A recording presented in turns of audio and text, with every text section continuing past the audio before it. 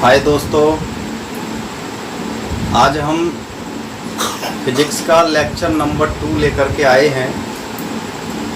हमारा इससे पहले वाला वीडियो लेक्चर साइंस के इंट्रोडक्शन पर बेस्ड था। उसमें हमने बहुत सारी चीज़ें साइंस को लेकर, बायो के लेकर, केमिस्ट्री को लेकर, उनके फादर्स, उनकी ब्रांचेस के बारे में डिस्कस किया था। इससे पहले वाली वीडियो को आप ज़रूर देखिएगा। आज हम फिजिक्स का लेसन नंबर 2 लेकर के आए हैं फ्रेंड्स, जो यूनिट्स, डायमेंशंस एंड मेजरमेंट पर बेस्ड होगा।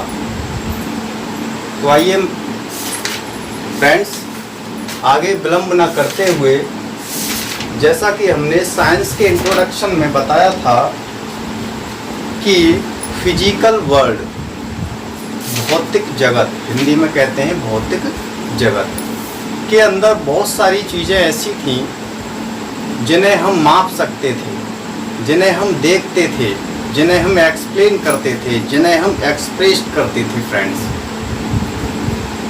और साइंस की काफ़ी ब्रांचेस के अंदर हमने एक्सप्लेन करके समझाया था।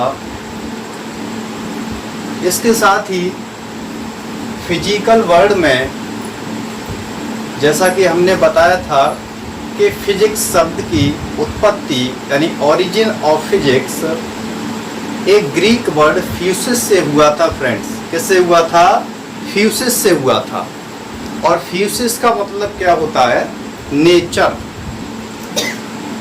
इट मीन्स नेचर में होने वाली फिजिकल फेनोमेना को हम देखते हैं।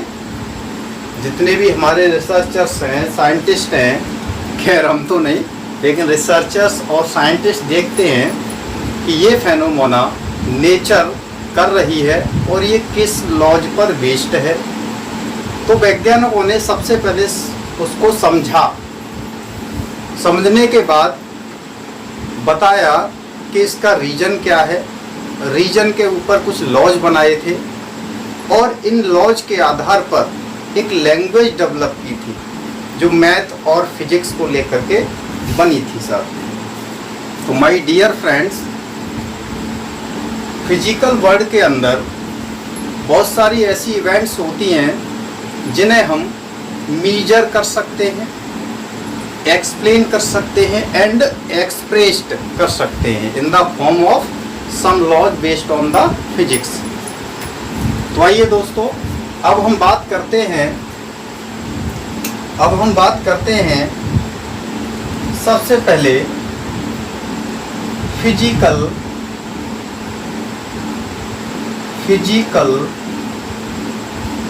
Quantities.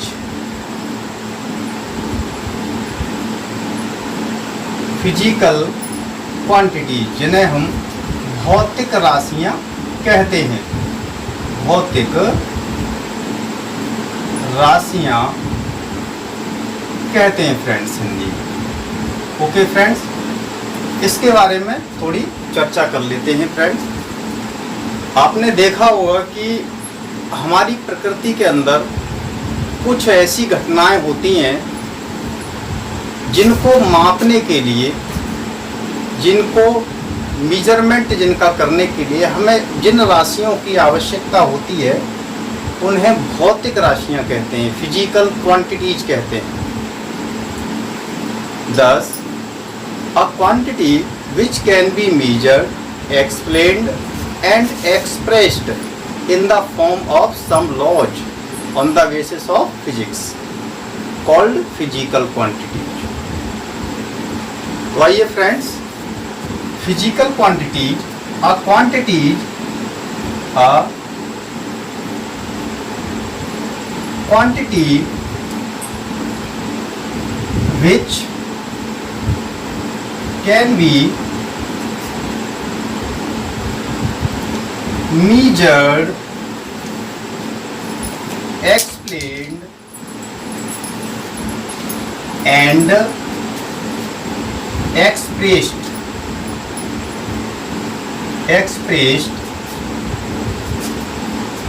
in the form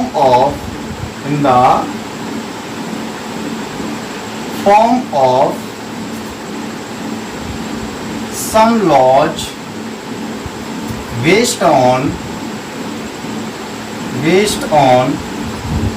physics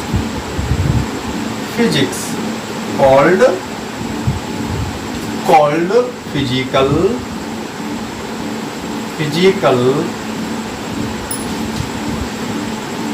quantities. Okay friends, a physical quantity, a quantity which can be measured, यानी जिन्हें हम माप सकते हों, explained जिन्हें हम समझा सकते हैं, और expressed मतलब इसका कि जिन्हें हम निरूपित कर सकते हैं कुछ नियमों के रूप में फिजिक्स के आधार पर, कॉल्ड फिजिकल क्वांटिटीज। तो इस तरीके से फ्रेंड्स नेचर में होने वाली इवेंट्स को हम जिन क्वांटिटीज द्वारा मेजरमेंट करते हैं उन्हीं को हम फिजिकल क्वांटिटीज कहते हैं। ठीक है फ्रेंड्स, जैसे आपसे बोला जाए कि इसकी लंबाई कितनी है, तो आप क्या बताओगे? 10 मीटर। ठीक है फ्रेंड्स, कितना बताओगे? 10 मीटर्स। इसका मतलब ये है कि आप लंबाई को कभी सेकंड में तो नहीं बताते ना, किलोग्राम में तो नहीं बताते ना। तो इसका मतलब कि हर भौतिक राशि के यूनिट्स भी फिक्स किए गए हैं, जिनको हम आगे डिटेल में पढ़ाएंगे। इसके साथ ही अब हम बात करते हैं मैग्नीट्यूड ऑफ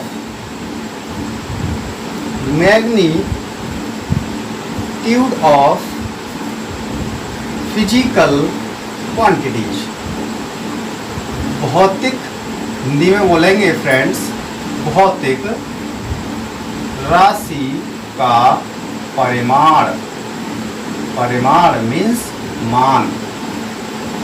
आइए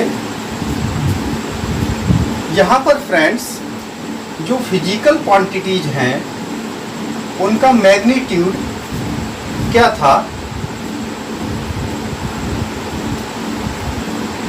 numerical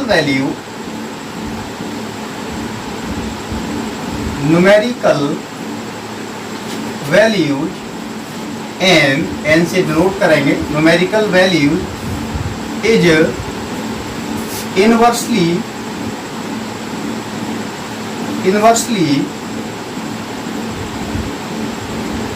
proportional to unit।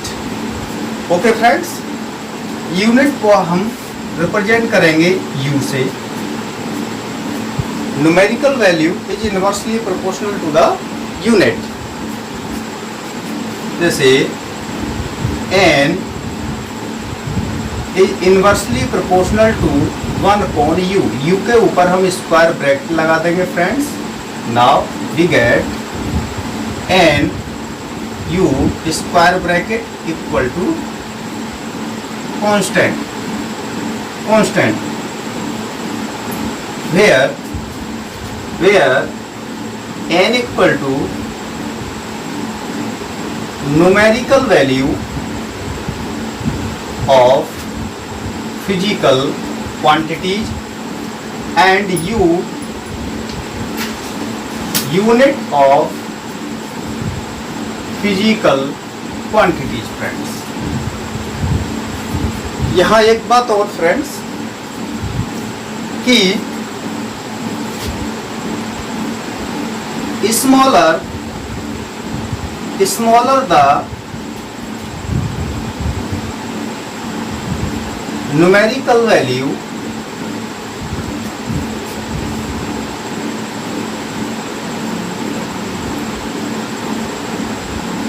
higher the unit। इसका मतलब क्या है फ्रेंड्स कि जितना छोटा किसी भौतिक राशि का मान होगा, जितना छोटा किसी भौतिक राशि का मान होगा, न्यूमेरिकल वैल्यू होगा, आंकिक मान होगा, उसका यूनिट उतना ही बड़ा होगा फ्रेंड्स। यानी कि अगर यूनिट बड़ा है तो न्यूमेरिकल वैल्यू कम होगा। जैसे जैसे as 1 kilometre and 1000 metre friends. अगर मैं बात करूं फ्रेंड्स, यहाँ पर जो किलोमीटर है which is called unit of physical quantity and meter is also a physical quantity। यहाँ पर आप देख सकते हैं कि न्यूमेरिकल वैल्यू यहाँ पर n1 इक्वल टू 1 है। अगर कंपैरिजन करते हैं n की जगह 1 है एंड u1 क्या है फ्रेंड्स, किलोमीटर। नाउ n2 क्या है, 1000, न्यूमेरिकल वैल्यू 1000 एंड यूनिट है इसकी u2 मीटर फ्रेंड्स। तो यू कैन सी किलोमीटर और मीटर, किलोमीटर और मीटर में कौन बड़ा है फ्रेंड्स, तो किलोमीटर। अगर किलोमीटर बड़ा है यानी उस भौतिक राशि का, उस फिजिकल क्वांटिटी का यूनिट जितना बड़ा होगा उसका न्यूमेरिकल वैल्यू उतना ही कम होगा। यहाँ पर न्यूमेरिकल वैल्यू क्या है, 1000 किलोमीटर को, 1 किलोमीटर को मैंने कन्वर्ट किया 1000 मीटर में। तो आप देख सकते हैं कि 1000 न्यूमेरिकल वैल्यू, इसके यूनिट मीटर से, यहाँ पर यूनिट क्या है फ्रेंड्स, मीटर, यहाँ क्या है, किलोमीटर। कौन बड़ा है, you can observe in real life metre is a smaller unit than kilometre. Metre is a smaller unit than kilometre. इसका न्यूमेरिकल वैल्यू बड़ा है, इसका यूनिट बड़ा है तो इसका न्यूमेरिकल वैल्यू छोटा है, इसका न्यूमेरिकल वैल्यू बड़ा है तो इसका यूनिट छोटा है फ्रेंड्स। इसलिए n u equal to constant. Now अभी इसको रफ कीजिएगा फ्रेंड्स, नोट डाउन कीजिएगा, फिर हम आगे चलते हैं।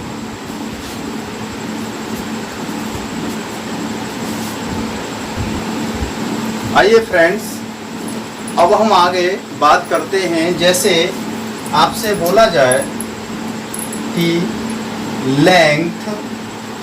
Length of a rod equal to 10 metre. एक छड़ की लंबाई, एक छड़ की लंबाई बराबर 10 मीटर। इसका मतलब क्या होता है फ्रेंड्स कि किसी छड़ की लंबाई में मीटर 10 हैं। किसी छड़ की लंबाई में मीटर कितने हैं मेरे प्यारे मित्रों, 10 हैं। यही हमारी फिजिकल क्वांटिटी का मतलब होता है फ्रेंड्स। अगर भौतिक राशियाँ जीवन में नहीं होती तो आप जानते हैं भौतिक राशियाँ जीवन में नहीं होती तो क्या होता, सारे उल्टे काम सीधे होते रहते और सीधे काम उल्टे होते रहते। क्योंकि प्रकृति में जो भी घटनाएं घटित हो रही हैं, इन सभी के पीछे कोई ना कोई रीजन है और उन रीजन को एक्सप्लेन और मेजर करने के लिए हमें क्वांटिटी की तो आवश्यकता पड़ती है। जैसे आपने देखा होगा कि इंग्लिश लैंग्वेज को सीखने के लिए हमें 26 अल्फ़ा